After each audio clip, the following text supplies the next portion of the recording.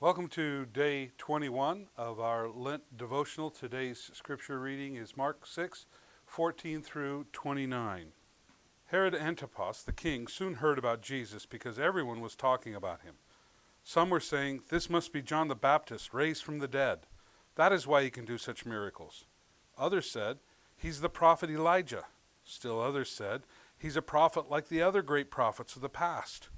When Herod heard about Jesus, he said, "John, the man I beheaded, has come back from dead."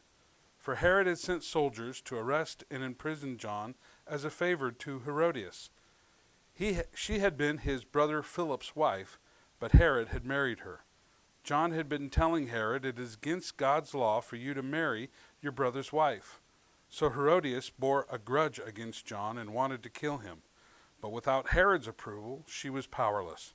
For Herod respected John, and knowing that he was a good and holy man, he protected him. Herod was greatly disturbed whenever he talked with John, but even so, he liked to listen to him. Herodias' chance finally came on Herod's birthday. He gave a party for his high government officials, army officers, and the leading citizens of Galilee. Then his daughter, also named Herodias, came in and performed a dance that greatly pleased Herod and his guests. "Ask me for anything you like," the king said to the girl, "and I will give it to you." He even vowed, "I will give you whatever you ask, up to half my kingdom." She went out and asked her mother, "What should I ask for?" Her mother told her, "Ask for John the Baptist's head on a platter."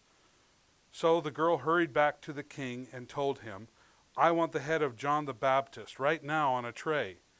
Then the king deeply regretted what he had said, but because of the vows he made in front of his guests, he couldn't refuse her.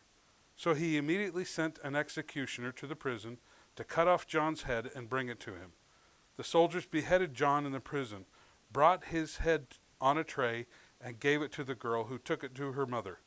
When John's disciples heard what had happened, they came to get his body and buried it in a tomb.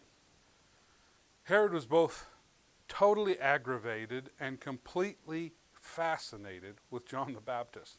He liked to listen to John teach, but he struggled with his words and failed to face his own sin.